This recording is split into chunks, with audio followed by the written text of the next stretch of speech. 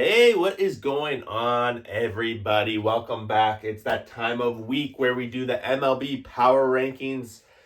The games today, absolutely crazy. The week has been a pretty exciting week. Last week ended with that crazy trade, and we have this week ending pretty much right before the Sunday nighter Philadelphia Mets about to go into their rubber match.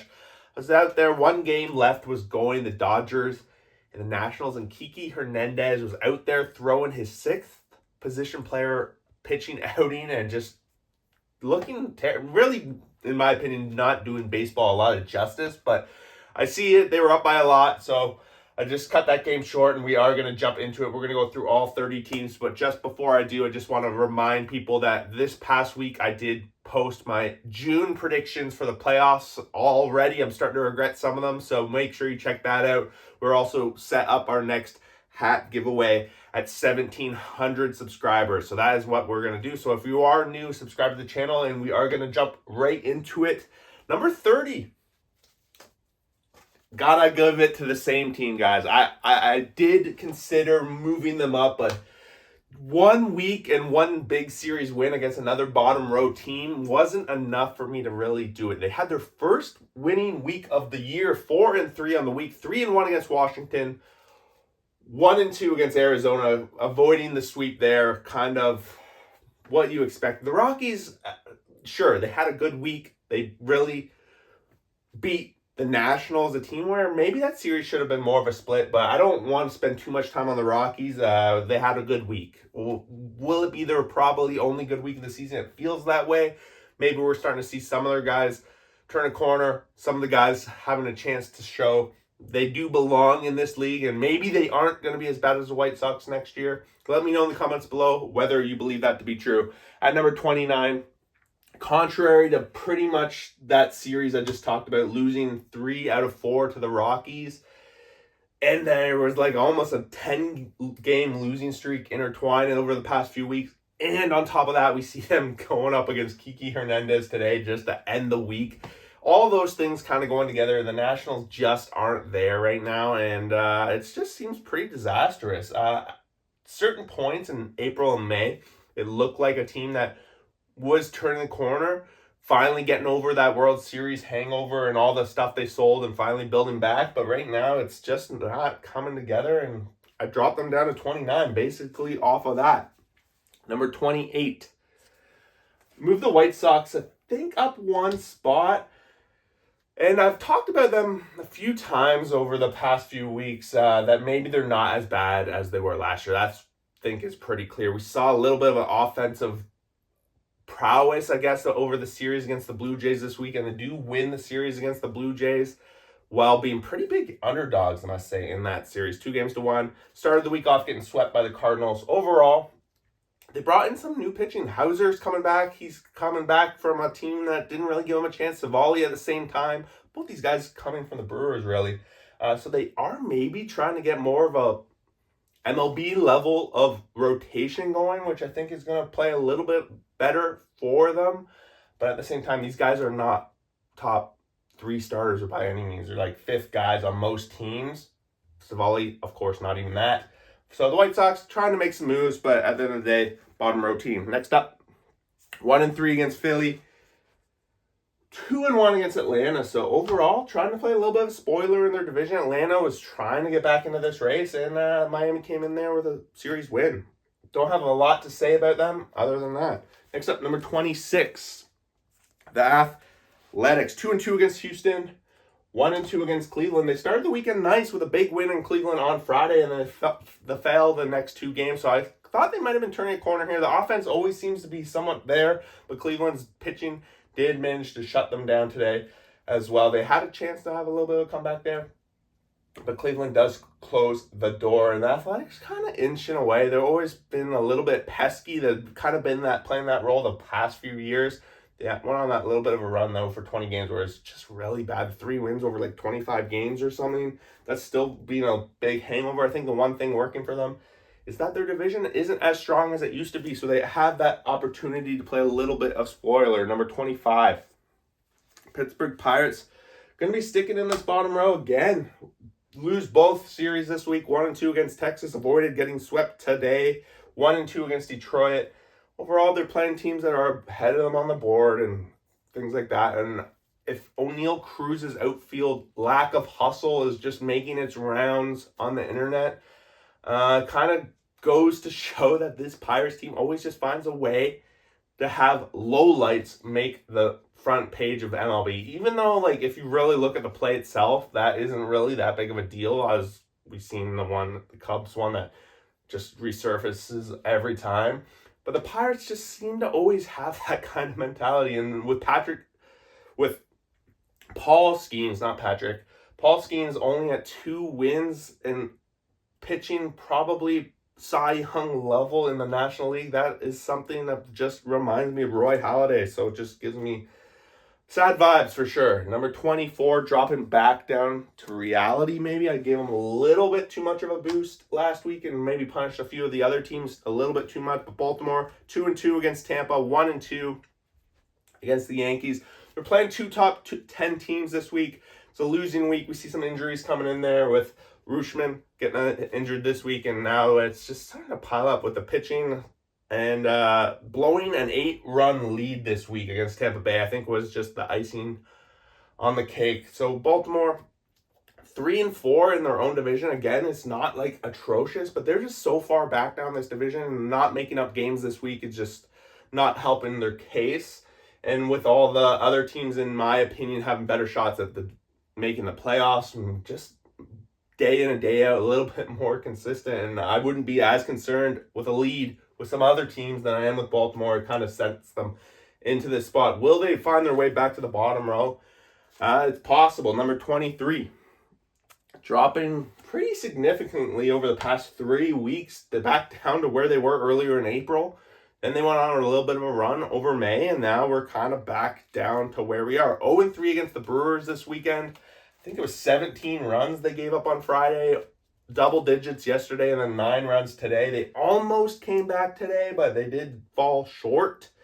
This is probably the one prediction, just a little Easter egg, I guess, of my last video that I might be regretting already. 1-2 also against Cincinnati, so a 1-5 week for the Twins.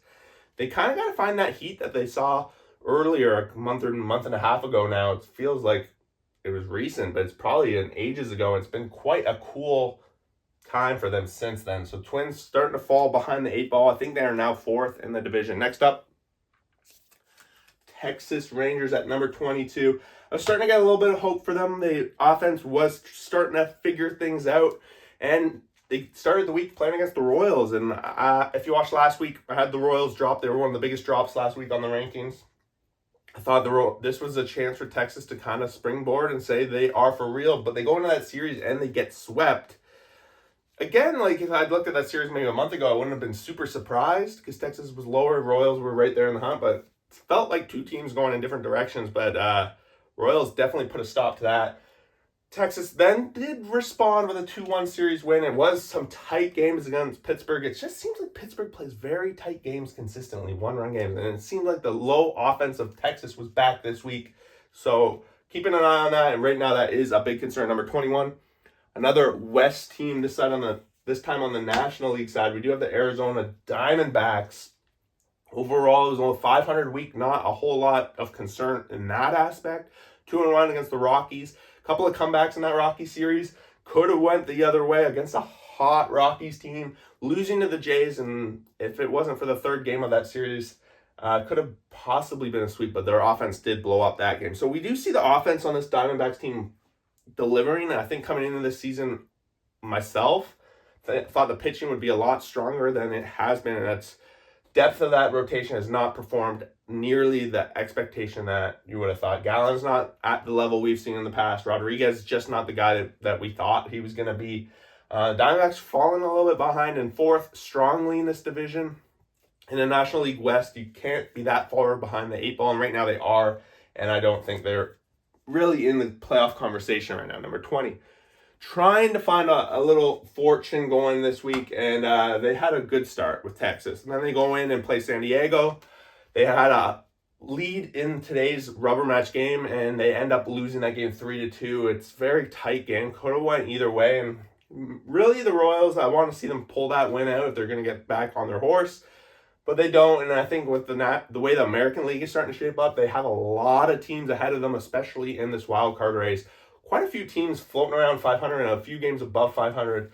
And right now, I haven't seen the Royals play the Jays yet, and haven't seen them play too many games, I think, outside of their division in the American League. Maybe I'm wrong on that, but I haven't followed it closely, at least against wild card teams. So I want to see how the Royals start matching up against teams that are in this middling row, because right now I do kind of have them being edged out. Number 19, kind of just sticking around. They started the week kind of falling right into where my predictions have been going, that this Atlanta Braves team is going to be able to get themselves back into this race. They started it strong, sweeping the New York Mets, a team they don't have to sweep, but they have to win those series against Phillies, against the Mets, if they're going to really get back into this. But they followed back up with a bad series against the Miami Marlins. You would have wanted to follow that up with a winning series. They lose that series. But Braves are very happy to have Acuna Jr. back. He has been fire since he's been back. I still think this a lot of season left. We still got 3 months, 3.5 months, a little bit less than half, but they have lots of time. There's time to sort it out, but they do have to find some heat. Number 18, a team that has found heat randomly here and there, and I'm giving them a little bit more credit than maybe I want to at this point.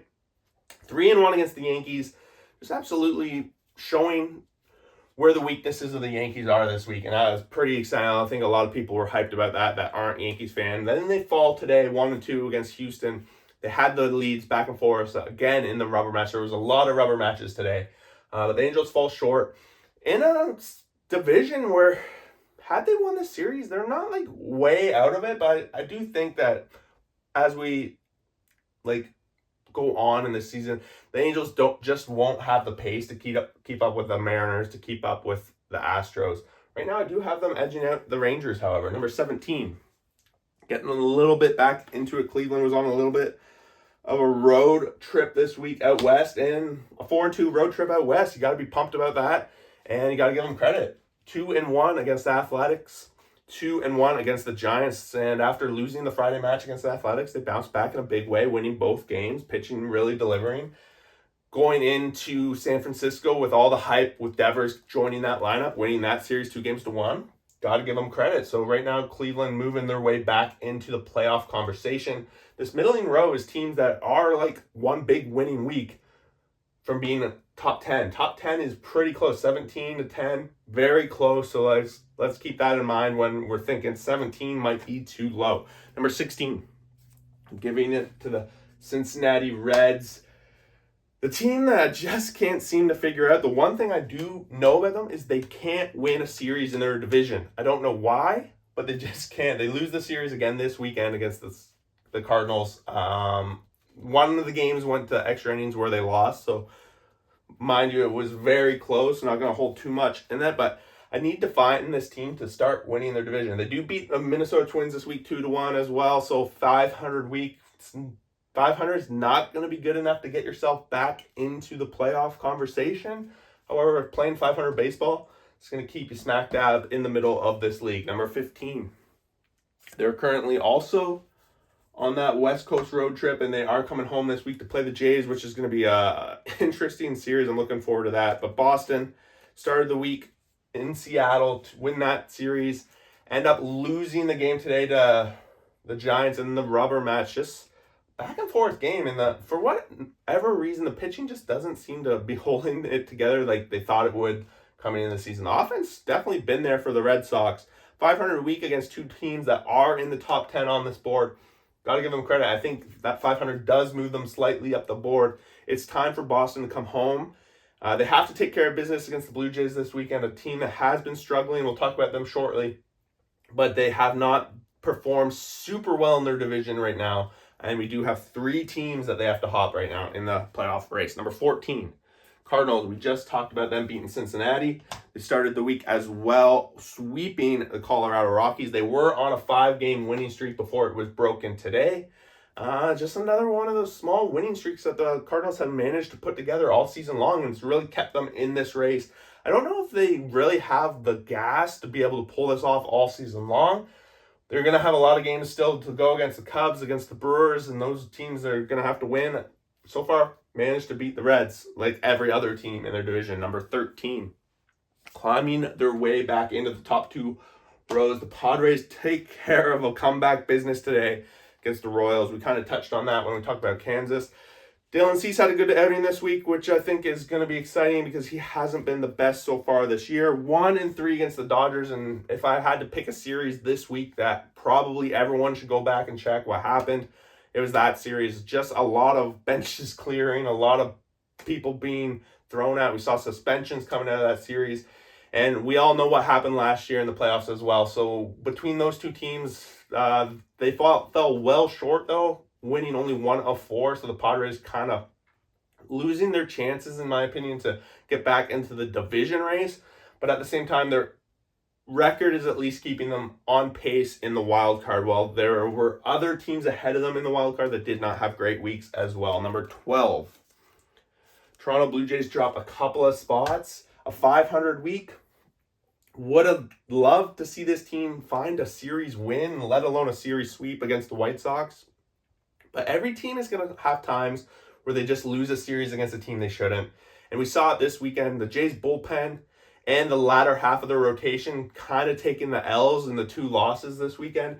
And I've talked about it with this team. That is the concern, whether those 2 parts of this team can carry this to a playoff berth. And right now they are in that position, but they have a tough week. They're about to go on the road. They go off to play Cleveland, a team they are neck and neck with in the wild card. And like I was kind of saying, 17-10, very tight, could swap with a series win to Cleveland. And then they go to play Fenway, another team right on their tail in this race. So with a losing week this week, the Jays are definitely going to drop to at least 17-18 with a losing week. And because of the concerns I addressed, I just don't see them being able to sort those out right now. It's got to be alarming. But right now, I got to give them where they are because they've had, I think, won 6 of the past 8 series now, if you include that White Sox series. Number 11, climbing their way back up the board. I think at one point, maybe 6 weeks ago, Milwaukee was at 24, and we were worried about their offense. Well, their offense was not a worry this weekend against Minnesota, just piling on basically 30 runs in 3 games. Might have been more. Not good at quick math, right? But Milwaukee gets it done. Mizio Roski, the phenom young guy on this team, gave up his first earned run this week, but also was on his way to a perfect game after 6. And the guy has been a great addition to what this rotation needed. That's part of why Savali left, right? But on top of that, the offense just showing up this week. 1-1 against the Cubs. Would have loved to see the third match of that series, but to each, the Wednesday game being rained out. Number 10, Seattle Mariners just kind of fought their way back in there. 2-1 against the Cubs, 1-2 against Boston. Not like exactly a week to write home about to really move them up, but in my opinion, I'm still giving a little bit of leverage to this team and how they have set up the pitching rotation. On top of that, Cal Raleigh, MVP catcher extraordinaire, just hit, 5 home runs this week. Was he at 32, 33, somewhere in there? Set records for the most by a switch hitter before the All-Star break, most by a catcher before the All-Star break. This guy is just the dumper, right? The dump truck is there and backing up. So I'm giving them a little bit of credit. Got to give him his dues at number 10. Number 9. Kind of feels like they're trending in the wrong direction a little bit, but they do manage to salvage a 500 a week. It's been kind of probably a circus in San Francisco. Home against Cleveland 1-2, 2-1 against Boston with a nice comeback win today to give Devers his series win against his ex-team. So a little bit of credit there. This rotation has delivered, and I think I saw a stat while I was watching the game today. They are holding the most wins of when their team has 5 hits or less. So they had 12 wins with 5 hits or less, which led the majors by, I think, at least 5. So just keep that in mind. The offense isn't quite there, but the pitching has been delivering, and it continues to for that team. Speaking of pitching, number 8 always seems to find a way to get on the board and in the top 10. Rays maintaining it this week. 2-2 against Baltimore, 2-1, winning a series against top American League team, Detroit Tigers, the Rays kind of just maintaining their spot on the board because they could have easily lost that series to Baltimore.